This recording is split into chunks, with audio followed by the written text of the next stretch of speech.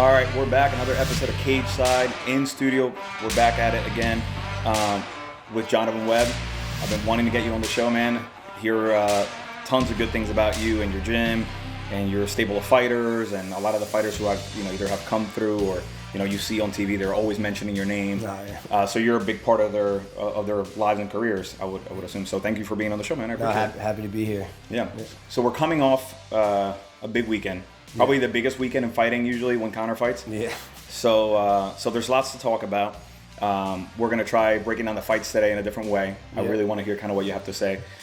I saw the fight in a more calm way than I usually do, because I usually get hyped up with the fights that have like high pressure on them, and I'm like, and then afterwards you're like, I don't know if I saw the fight on both sides. You kind of just focus on who you're going for. But I thought I watched it calmly, and but I still felt at the end like I had to see it again. Yeah, I didn't even get to go back and watch it yet, but I know. Because there has to be moments where you're like, all right, so that was an error, or that could have been done differently. Both badasses anyway. So it could have gone either way. But before we do that, I want to get to know you a little bit more. You're from Jersey, South Jersey. Yeah, from Marlton, Cherokee grad. All right. Wrestled all through, elementary school, middle school. So that was the entry point, wrestling? Yeah, so wrestling, I started wrestling at a young age. Me and all my cousins wrestled. So I had my mom's a 10th child at 13. So I don't have brothers, but I have, 40 cousins. And we all lived in the area, and we all wrestled. And we would show up to wrestling tournaments, and they would think we were our own team. Oh, really? Really, it was just like my family. Right. So that's where it all started. And then we all started doing jiu-jitsu together in high school. Okay. And then jiu-jitsu just led to MMA and what I'm doing now. So some fighters are wrestling heavy, and then they jump into MMA. Yeah. Like the DCs and Ben Askrens and all these people who are maybe like lacking a little bit of the jiu-jitsu stuff. Did you feel like that was a key part in your career? So I was always a good wrestler, a decent wrestler. I never won like a state championship or stuff, but I had, region championships and district championships.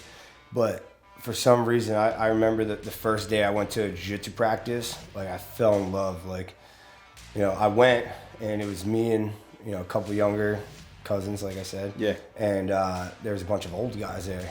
And I looked at my cousins like, man, we're gonna kill these guys. And they whooped my ass so bad that I just fell in love with it. And ever since that day, like, I love wrestling. Wrestling got me to where I was, but jiu-jitsu was just something else for me. Mm-hmm. And I really think that's my strongest thing. Mm-hmm. But I feel like I do a good job mixing the wrestling with the jiu-jitsu together. So at what point did you? How old were you, and at what point did you realize that you had to get into striking, and that you might want to eye the MMA world a little? I told this story a few times, but it's still crazy to me every time I hear it. But I had no plans on fighting MMA. Like, I really didn't even know what MMA was. When I went to that first jiu-jitsu practice, I didn't know what jiu-jitsu was. They said grappling. I thought wrestling was grappling. Right. And then I got there, I got choked out a bunch, and then I figured it out. But I did my first 2 fights with no striking. Like, really? My first fight was just kind of like a bucket list thing. I met someone who owned a fighting organization, New Breed Fighters, who used to run right out of Atlantic City, and asked me if I wanted to fight. And I was like, all right. This is my freshman year in college. I was wrestling, and I remember just being like, I don't want to wrestle anymore, and I stopped. And I called the guy, and I was like, what do I have to do to like qualify to fight? I had no idea. Right. And he was like, well, the funny thing is we have fights in 2 weeks, and like an opponent pulled out, and this guy, he's like a striker, but he doesn't have any grappling. So you're qualified, basically. Yeah. So I was like, I remember I called my coach, like, kind of want to just do it just for like a bucket list thing. Mm-hmm. And he let me do it. And I went out there, submitted the guy with an arm bar. And, I thought that was MMA, that I'm not going to get hit and whatever. Second fight goes, same exact way. Take the guy down, grapple him, arm bar him. Okay. Third fight, I got hit for the first time. And I remember being like, oh, okay, like now we got to figure this out. Yeah. And then I just dove into striking as much as I could. You know, I only had 5 amateur fights, and by the time I went pro, and now I'm fighting these really seasoned strikers, and I had to learn like fast. Like I didn't get to do the basic classes and do all that. Like I had to go in. I was sparring really good boxers. Well, now you were a fighter, so you had to learn on the job. Yeah, so you know, everything happened really fast. MMA wise, I was very fortunate because after that third fight, I started training with Frankie Edgar and you know all those guys up in Toms River. Well, he was Toms River, but it was in Hamilton at the time, and you know all those guys really helped me. Him and Chris McRae, who's a Ultimate Fighter finalist. Those guys all kind of helped me, you know, blend my my wrestling with the jiu-jitsu just enough. Like I'll throw one punch and then shoot, or I'll wait for them to punch me and I'll shoot. But I had no like, you know, legit striking at the time. It took me a very long time, but you know I put a lot of work in, and then you know now I feel very comfortable on the feet.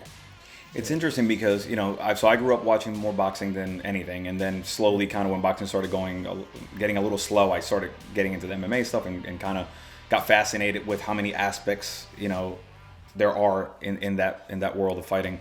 But all these years later, no matter how good you are in striking, having the ability to be, you know, a strong wrestler or jiu-jitsu, you know, you still have a much higher, I think, chance, and correct me if I'm wrong, but a much higher chance in controlling and dominating the fight. Yeah, oh no, 100%. I mean, if you're a really good striker with like the best takedown defense, that's trouble. Right. You know, that's trouble for a lot of grapplers. But yeah, I mean, if you're grappling heavy, like you don't have to be the state champion or the national champion. Right. You have, you know, basic wrestling with some striking or add jiu-jitsu with that. That's where. And you almost can't go backwards, right? Like, so if you're already like a solid striker, you're already into your career, going back and learning the abilities that somebody like you who grew up wrestling, it's just not going to happen. It's hard, man. Wrestling is, you know, thousands and thousands and thousands of repetitions of the same thing. Like, you know, your first day of wrestling practice, you're doing a drop step.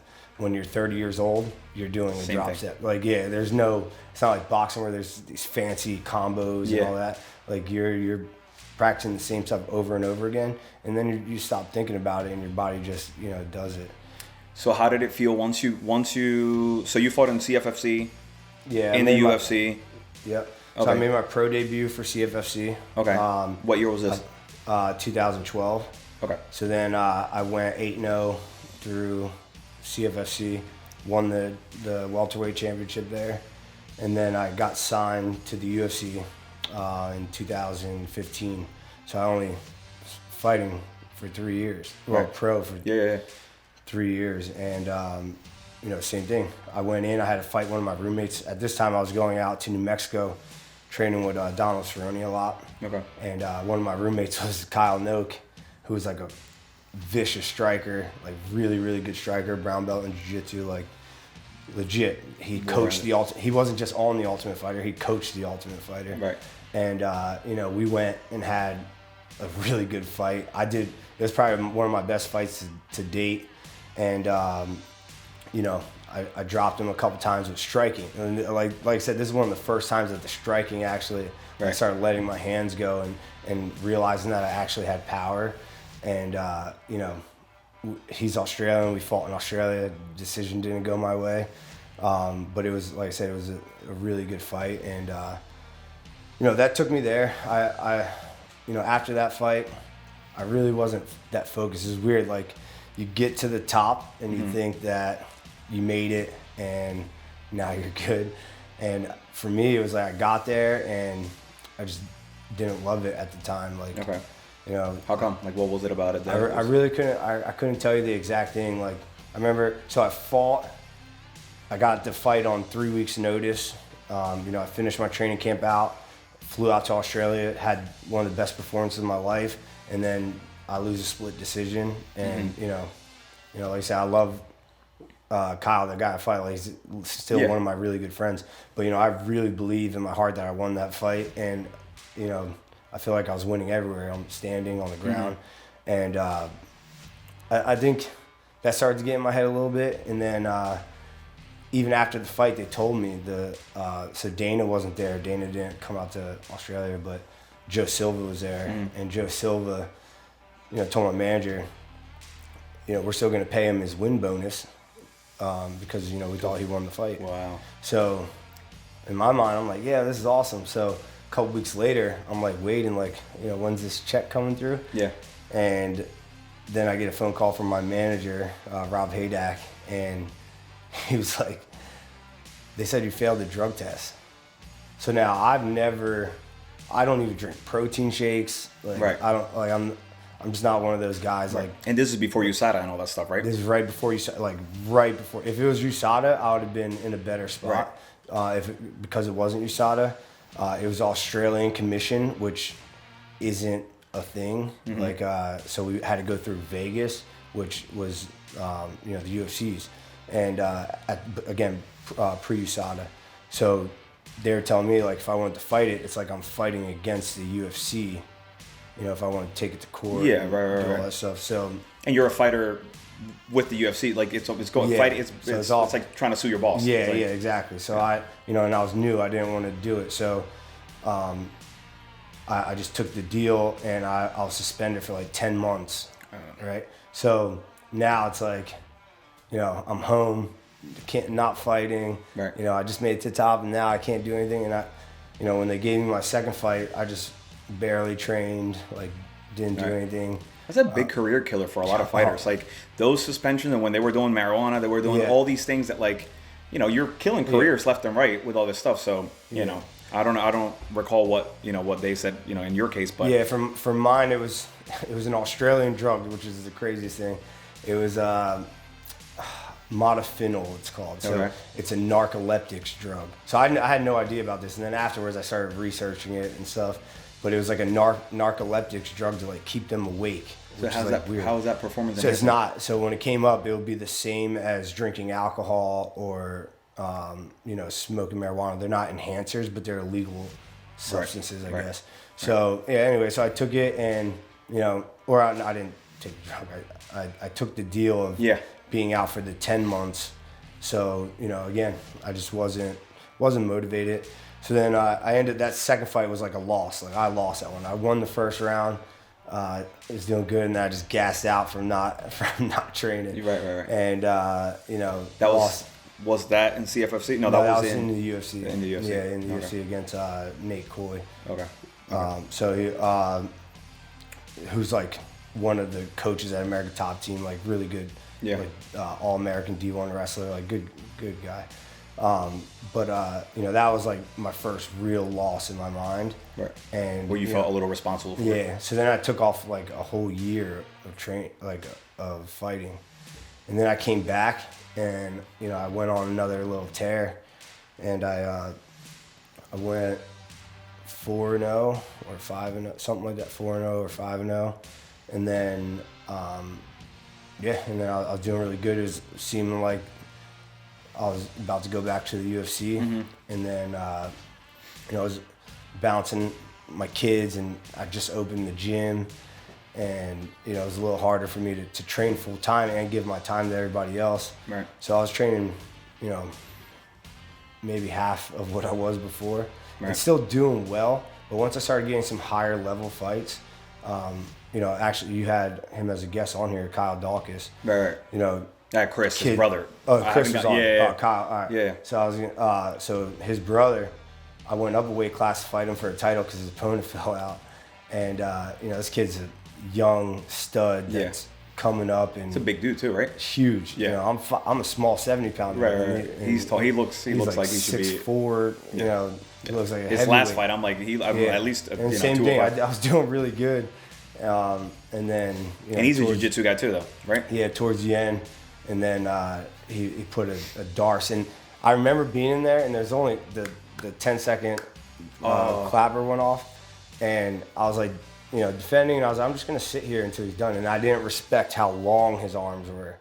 And then this thing just started, getting tight. And then it was like my first time ever, getting finished. Right. But, that kid's a stud. He's in the UFC now. Yeah. He's doing he looks really good well. too. So, and I don't carry any hate for any guys I fight. Like guys that I fought and other guys in the area and stuff, like I'm always rooting for them. Yeah.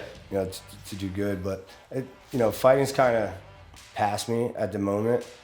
I think I have one more left in me. Yeah? Yeah, I I think I do, but right now is not the time. Yeah. You know, I know age, I'm not that old, but I started young. Right. You know, my first fight, I was 19. Right. So you're still in a prime age. Yeah, so like I can fight again. Yeah.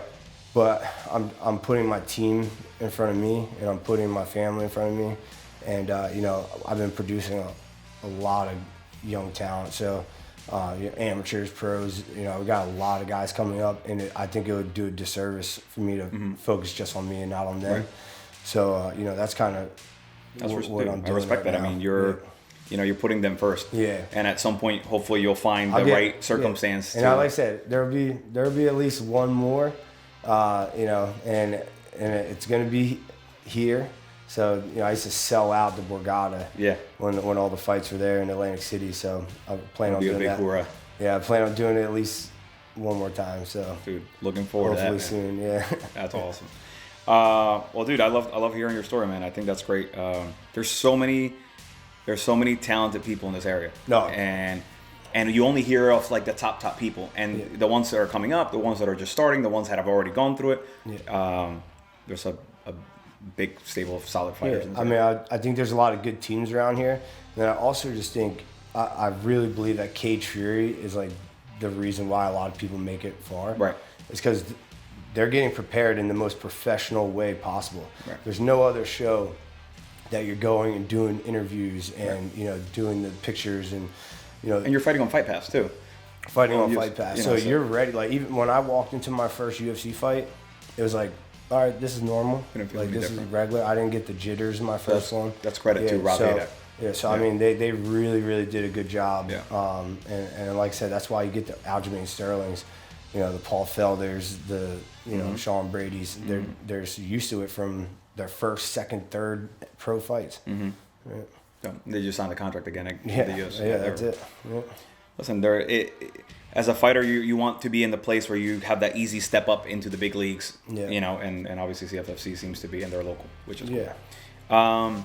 What did you think of the fights this weekend? I mean, so I got to catch the main card. Mm-hmm. So I was coaching a Naga event for jiu-jitsu this past weekend. And it went so long. I get out of there like 8:30. I rush home, and I just made it to the main card. And those fights were awesome, man. I had a couple of friends over, and we were taking some little bets and stuff.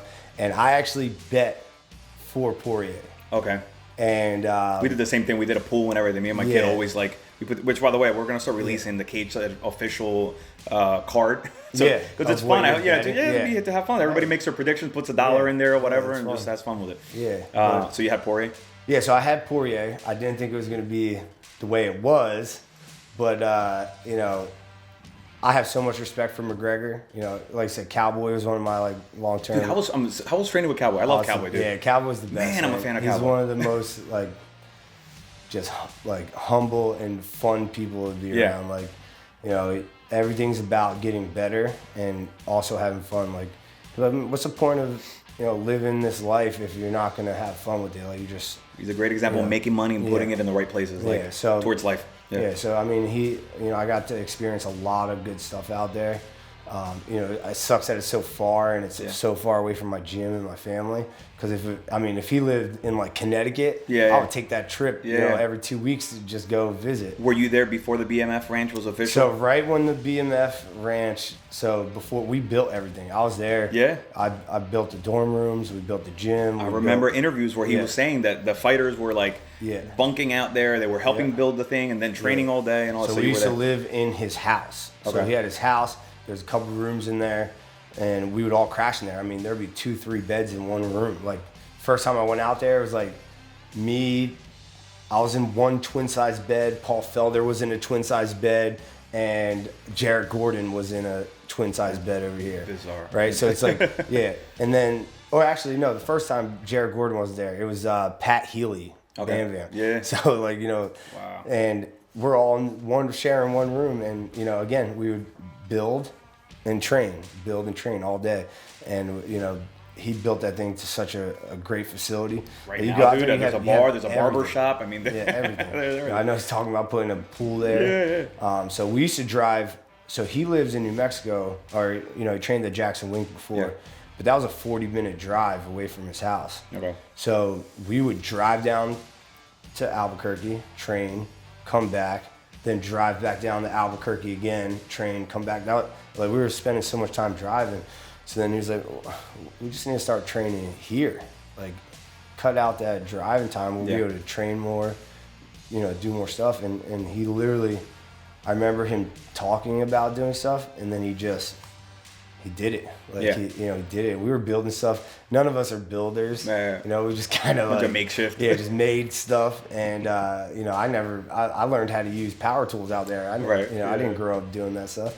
And we started putting things together, and like I said, he just we weren't getting permits and doing all the right stuff. They weren't getting permits. They weren't getting permits. So just to clarify, we didn't get the permits, but then they red tagged. Right, and then we worked. Just make sure nobody gets in trouble. It's better to ask for forgiveness than the than permission. Yeah, that's fine. All right, so I didn't mean to take it back. I just wanted to know. So fights were exciting. You had Poirier on the card, winning. Yeah, so McGregor. I was one of those guys that always used to try to hate on McGregor, right? Find a reason why I didn't like him. Yeah. But the guy's amazing. Technique-wise, his timing, he talks a lot, but he backs it up. Does he have losses? Yeah, but he's losing to, guys who are great. And, over the years, and then, his last fight with Cowboy, again, who's, one of my really good friends, I didn't want that to happen. I was there. I was 5 rows back from the cage. And that was one of the worst experiences for, as a friend to be there for that.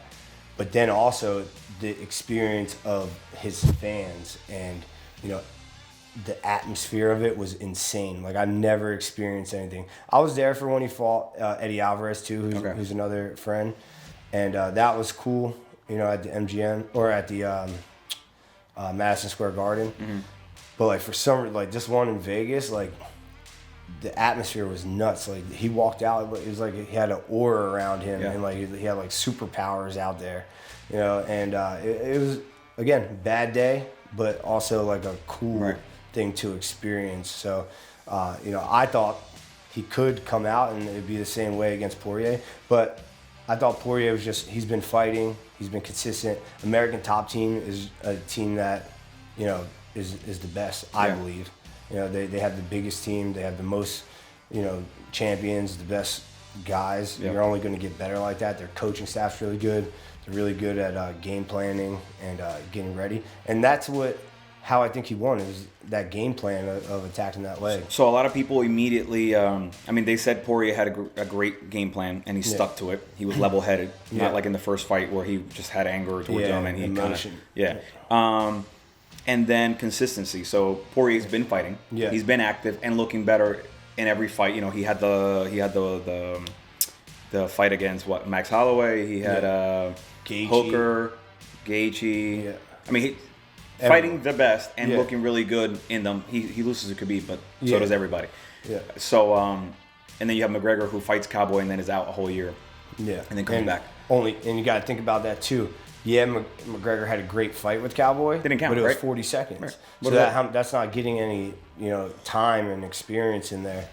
So, that doesn't go towards your ring time, right? Or your no ring time. So I definitely think that played a factor in it. But like I said, that game plan, that attacking that leg on someone who moves and is fast is such a smart thing. So what happens when your leg? I've never been kicked, ever. It's terrible. I've gotten punched, but I've never been kicked. Yeah. So what does that do to you? How does that feel, and how does that affect your game? So the thing with getting hit, period, right? We get hit hard a lot, right? But a lot of times you can get hit hard and you just kind of bounce back. Maybe you get hit in the head and kind of, lose where you're at for a second, and then you're back to it, right? But if you ever been hit with a hard liver shot, and it's you try to bounce back and you're trying to shake it off, but it's just nothing's happening. Down. Yeah, your body's shutting down. And those leg kicks, it's so weird. Actually, my last fight that I had was in Russia, And the guy like did his whole camp out in Thailand, and that's like what they were drilling the whole time. And I took a couple of leg kicks, and I remember trying to get on the airplane the next day, and it hurt so bad. And you know, it just shuts down. Like, so is it a nerve thing where you can't put weight on it? Yeah, like if they're hitting shin to shin and stuff, it's not that bad. Right now, everyone's doing the calf kicks, so they're getting more of like on the muscle, and then in the muscle, I think, you know, the nerves are running through there. They're hitting that, and then it's, you know, you can't put any weight on that leg. That's a Gaethje specialty, right? Yeah. Like the calf kick. And So and like I said, even in just straight Muay Thai, like I'm a grappler, but you know, over the years, I focused a lot on boxing, kickboxing, you know, just try to better my game and to help my students and stuff. But I'll watch Muay Thai fights, and like they've been doing this for a while. Yeah. You know, MMA is just starting to come over, but those guys, they'll eat those legs up, you know, take those legs from under someone, and then start moving it to head kicks and body kicks. But they're attacking the legs first. Do you not think that Conor thought that could be a possibility? Because, you know, and we'll take a look at it, you know, but I didn't see him checking the kick very often. No. He was just kind of eating it. Yeah. And he wasn't very bouncy on his feet. He was kind of more boxing style. Yeah. So the leg was there for the taking. Yeah. And he didn't adjust quickly. I think by the time he realized that they were hurting, I think it's too late to adjust. Okay. You know, you can make adjustments in fights, but if it's something that you weren't training that whole, you know, 8 weeks beforehand, it's hard to just change gears if you've been doing something over and over. And again, your game plan is to sit, and maybe he was thinking Dustin was going to wrestle a little more. Yeah. You know, if he was kind of sitting there and waiting to try to counter him or something, and then he gets kicked a couple times, it might not be in his head to move, you know? Right. Your body almost has that natural plan that you kind of been training. Yeah, it's hard to, like, we always have a plan, and then they'll say once you get hit. Yeah, once you get punched in the face. Then you get... Should we take a look at some of the stuff? Yeah, for sure. All right, so we'll give this a try. We haven't tried this before, so if there is any issues. But just let me know kind of what you see, and if you see something that to you sticks out and that either fighter could have done differently, or whether it was a smart attack. All right, so this is one of Conor's first exchanges, I believe. Yeah, so that was the takedown. Okay. Yeah, that was like a whole weird exchange there too. Easy takedown for Poirier? Yeah, I think Conor was just a little off guard. He didn't think he was actually going to shoot under. He didn't sprawl like he usually does. Yeah, because Conor's takedown defense is good. Even the first time Khabib shot, I mean, he did a good job stuffing the head, cutting the corner, and moving. But I think he was a little thrown off guard with that one. And then Poirier, it didn't even seem like he was trying to work too hard in this first round. I don't know if that was part of the game plan. Just trying to tire out Conor, you think, little by little, without really wanting to hold him there? Yeah. Okay. All right, so here's one more.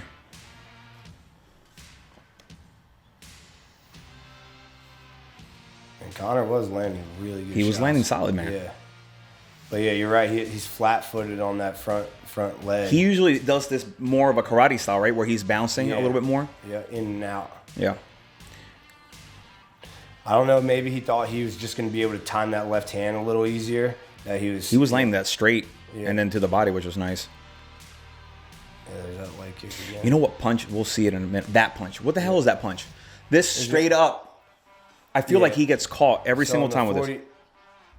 Yeah, on the 45. So like it's not an uppercut, not a hook. It's like right in between that. And it's nice and long. What do you call that? A 45? Yeah, we call it like a shovel punch or like a 45. Okay. So just coming up, you know, it reaches out a lot further than an uppercut like this. But that's not meant for absolute damage, right? You're not knocking anybody out. No, it sucks. And if someone has their guard up, you know, that punch is coming right in between that guard and coming right up. It catches them off guard. It can. But you leave yourself open. Yeah, a little bit because your head's kind of slipping off. You're kind of putting yourself. Yeah, when you're doing it, but if you're putting something right afterwards like that, and then a right hand, just makes me nervous. Yeah, because it's like Cowboy's actually really good at it. Yeah, and that's where I started kind of learning it from because he'll throw kicks and stuff off of that. But yeah, Conor was doing a good job with it, and Dustin, they both were doing pretty much the same punch there. All right, so here's another one. So he was already attacking the leg there. Yeah. And it was weird because his punches didn't look snappy in the first round. Right. Dustin. And then all of a sudden in the second round, he starts snapping those punches out. At first, it looks like he's just kind of pushing, and then he'll throw the kick, or pushing and try to clinch. And I remember talking about that to my friends, like, man, he doesn't look good with his hands. Like, he's kind of just, running at him and pushing. But then something changed. I don't know if they told him something in the, when he was on the stool, or if that was part of the game plan, but that second round, he started. Was he maybe just feeling him out to kind of see? That could be it. Or he's kind of baiting him to, make him not see his timing right, and then changing that timing in the second round. Because to me, Poirier looked good. Yeah. But he's looked better. Yeah. And snappier in the last couple of fights. So even when he finished Conor, he really didn't look to me as dominant as he has. So to your point, I don't know what he was really what the goal there was. But yeah. Like, I definitely thought McGregor won that first round, even though Dustin got that takedown. Yeah. I thought McGregor did a little more damage. He was landing those shots. They were hard. Yeah. Snapping his head back a lot. I don't know where that. Hold on, stand by. I don't know where that post.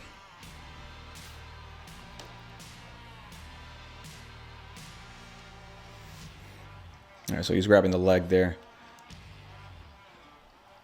So Poirier said that he was catching his timing, and that's why he was pointing at him. Yeah, he started getting him like, I got you now. Yeah. Like, you do get that in a fight. Like, when you figure out someone's timing and they don't make that adjustment to change it, it's a really good feeling when you're out there. Poirier looking good in his boxing. Good slipping.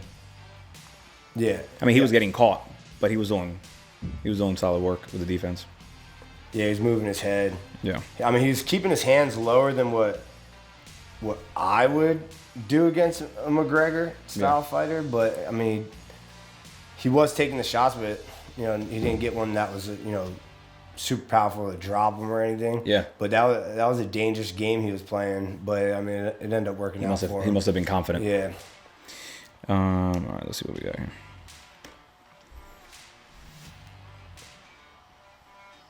So that's when he hurts him there. Yeah. So take a look at this. This is one thing Conor kind of leaned into that punch. Yeah, he did. I'm going to play it again. So my question to you is, what's Conor thinking, in your opinion, there? Because he's not answering back with anything. Yeah. He's slipping, so he's capable of doing something, and he's waiting. Yeah. What do you think Well, two things. One, he's probably hurting a little bit at this point. Okay. With his leg and maybe, a little bit of cardio issues. In a fight. That quick though, you think? No. So here's the thing about, your cardio in a fight. It's not just one long sprint. It's not a long run. Yeah. Or anything like that. Like, there's gonna be times where you get, tired, and then you gotta recover. Right. And then you can start working hard again, and then you got to recover again. Okay. It makes it a little harder, to do that. So a lot of the training that the guys do is, we're trying to get that heart rate jacked up, and then we're trying to calm it down. Right. Heart rate jacked up, and then calm it down. But again, that's, he could have been tired for that short time. Could he have recovered?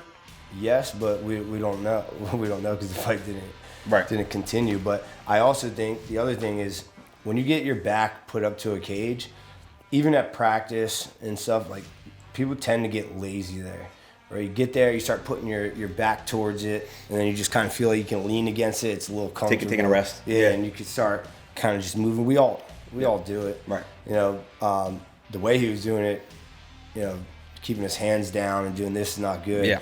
He should have been here trying to, play here a little more. But, I also think Dustin, again, had his timing. He hit him with that one shot. It looked like he was going to throw the left hand again, but then he just throws that right hand again. And that's the one that landed pretty hard. So what does that tell you? What does that tell you about both fighters? Is Conor done? I don't think so. Does this bring him back even stronger? Yeah. So this could make him stop, but someone like a Conor, I don't think so. People like him need a fire lit under him. Yeah. And him watching that video, and everyone tweeting him and all that stuff. Like, is he going to publicly come out and say he's pissed off and whatever? No, but I think someone like him he's going to go back to the lab, fix his mistakes, and come back and try to fight again. It's like the Diaz choke, right? Yeah. Like those are embarrassing enough, or they get to you enough where you wanna get back out there. But they suspended him for 6 months, I think I heard. Yeah. So he still has a bit of time. He can't jump right back in. No, I don't think it'll be right away, but I guarantee he's gonna be training. Right. But it has to be at the 6 month mark that he has to come back. He can't wait another year. Well, yes. So waiting another year would be terrible for him. Yeah. Getting back at that 6 months, even if it is to fight Nate again, someone else who's been inactive. Yeah. Only fought a game bred one. Yeah. When did he fight other than that? Yeah, no, that's it. Right? So, taking a fight like that might be a smarter idea than trying to get Dustin back right away. Yeah. Maybe finish out that trilogy and then come back and then see what Dustin does too. Like, who does Dustin fight next? Yeah. I don't think it's gonna be Chandler. Dustin doesn't want to fight Chandler. Right. I don't think so either. Chandler looked phenomenal, but that's also a Dan Hooker after those two wars. Yeah. So that breaks people down. You can only take damage like that. So do you think Hooker took Chandler lightly? I don't think lightly. I think he's probably well prepared for him. I just think he just wasn't mentally. It just looked like I've never seen Hooker fight like that.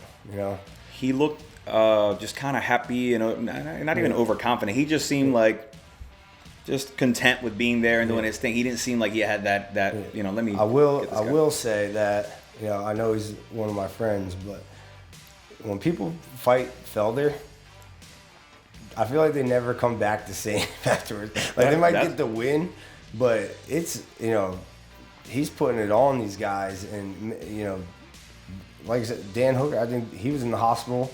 Oh yeah, with Felder at the same time when they're in there. He was beat up. Then then the next fight he got really beat up, and I really just don't think he recovered. Yeah. And I think after that's the bad thing about being in that top 5, top 10 in the UFC, is there is no easy fight, and there's no recovery fight or whatever. Like, it sucks that you can't just be like, I want a new guy, not new guy as a Chandler, but I want a guy who's only only has 10 pro fights. I want just to catch a break for a little bit and then go back. Yeah. So you're fighting beast. Yeah. So I think that's where Dan was. He even in his eyes didn't look like he wanted to be there. Maybe he was there just to collect the paycheck, or he is a fighter, so maybe he's there because this is my job. I'm gonna show up and do it. But you could tell ready or not ready. Yeah, want to be there.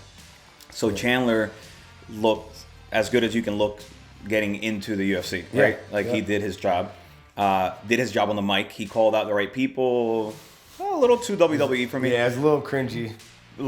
He was borderline Cejudo, but he did what he had to do. Yeah. And he won because he had the nasty spin in the air that he did off the cage. Yeah.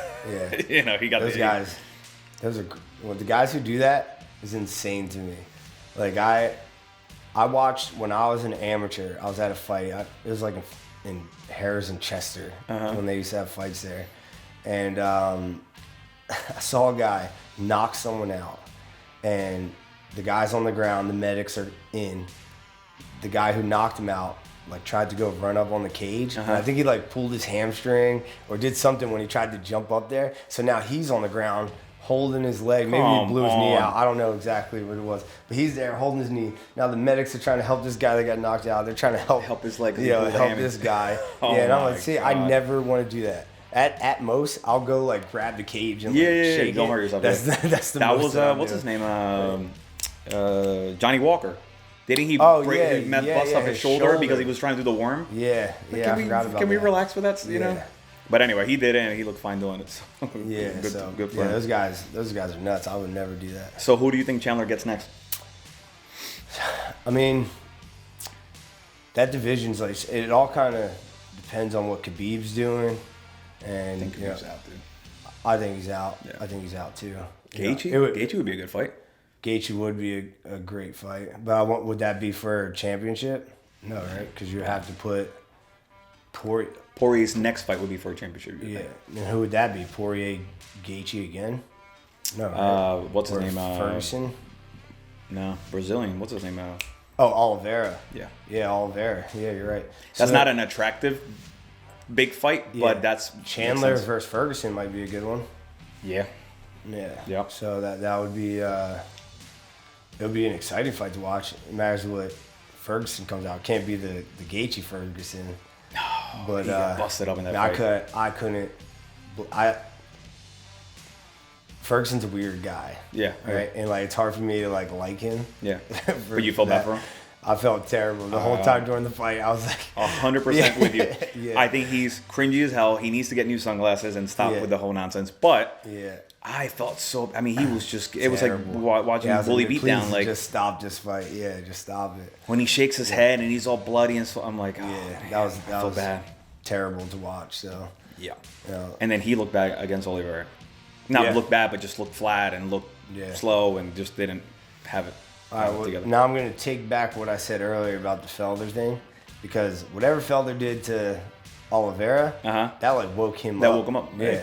So that he's like the only person I've seen that comes back from that. But everyone else, if you look at everyone Felder fought, I mean, we were talking about Trinidad before we started recording, and I remember the people he would fight, if he put it on them, those guys weren't coming back the same way. Their chin was gone, their confidence was gone. They were going to take a loss as well. Yeah. So sometimes, it's just the type of impact you take in a fight. Yeah. For sure. And what that 100%. Does to your inner. So any fights you're looking forward to seeing or anything coming up? I know we have a week off, I believe, in the UFC. Yeah, because they're at Fight Island. Now they're going to go back to Vegas. Yeah. I'll actually be out there the first weekend of March with Sean Brady. Okay. Is he on that next card? Not the next. He's on the March 6th card. That's going to be a running segment on the show. Me forgetting anytime Sean Brady's going to fight, because last time I did a thing, we spent like 5 minutes trying to figure out when he fought. When's his fight? Yeah, he's March 6th. So that that one's going to be. Is that Izzy? No. Who's the main event on that one? Izzy. That card. So we thought he was going to be like in the main card, fight. Then they started putting all these fights on there, and like every fight is good. Yeah. I mean, there's like no fight that's not good. Like I forget the exact bout, all the bouts, but I remember looking at it like how can you put a stacked card like this? But they did it. So as long as all the fights stay through with COVID and stuff, this should be one of the best cards out there. But I'm looking forward to that, man. A lot of people say, and I think I love Izzy. I think he's up there and one of the best right now. Yeah. Do you think he does all right with Blachowicz, or? Oh yeah, I think so. I mean, he's one of those guys, and he's just so technical, and he just makes it look easy because he relies on his technique. He's not out there just brawling and being like super physical. Mm-hmm. Everything's just so perfect. Can he get caught? Yeah. Right. That's the fun part of this sport. His fight with Gastelum might be my favorite fight ever. Yeah. And Gastelum's a tough dude, good boxing, and he just looks so good in that fight against him. I mean, while getting dropped constantly, he still looked really good in that fight. Yeah. And I think that's the most damage I've seen Izzy take in a while. Yeah. If ever. Yeah, probably. No, I don't think I've. Yeah, besides that, I don't think Izzy's taking. He was busted up and everything. Yeah, taking any damage, and I have no idea how Gastelum ever made 170. If he even ever made it. I think he was always overweight. Right. But he was supposed to fight Cowboy too one time, and he missed weight by like 5-6 pounds. Yeah. So I think that was his last time at 70. Yeah. But he killed it at 85 for a while. So. Yeah, I think he has a fight lined up. What's his name? I think he got rescheduled, and then it's back on again. Really? I forget his name. Yeah. But all right, so as far as your gym, what do you got going on? Yeah, so I mean, with COVID at first, we were closed for 4 months. And that was rough. One, the gym's my sanity. I being there, coaching the guys and all that. That's I've been doing it for so long. Like, even when I was training for my fights, I was doing that. And I never realized what life would be like without it. Yeah. And then it just all, COVID came and it opened up my eyes, and now I reappreciate, what I get to do for a living. Some people don't get to do what they love, and I truly love training these guys and getting them ready for their fights. So, now everything's pretty much back to normal. Yeah. Don't tell Phil Murphy, but yeah. we've been running everything pretty normal. All of our numbers are back to normal. So, at first we didn't have as many students because people were a little scared of it, but now you got people getting the vaccines and all that. Yeah, They're starting to come back. So it's been really good at the gym the last month or two. So just going to keep that up. Again, we have so many young kids coming in now. Between 19 and 21 years old, I got a stable of these kids that don't even know what they're doing yet. And that's the scary part. Right. I have this one kid he's a football player, and this kid, if he sticks with it, because consistency is always what's going to be the most important, more than how athletic you are or how much skill you have. If you can stay consistent, we can, work you into going to where you need to go. But if this kid does it, 185ers are going to be in a lot of trouble. This kid, he's one of the most athletic kids I've ever seen. It's such a fast-growing sport that every single year, you see all these new techniques and all these things come, and it's these young guys who are more athletic than ever. And usually come with like you just said, football. They always come from a different background, and they just put that into it. And if they're committed, everybody's in trouble. Yeah. So and the sport's just changed so much too. Before, you could be good at one thing and just jump in and figure it out, like how I did. Yeah. With the grappling. Now everyone's learning everything all at once. You're learning jiu-jitsu and Muay Thai together. I would have loved that, but I just didn't have the access to that when I started. But these kids, even in the kids classes, we got 5 and 6 year olds who are doing Muay Thai twice a week and jiu-jitsu 3 times a week.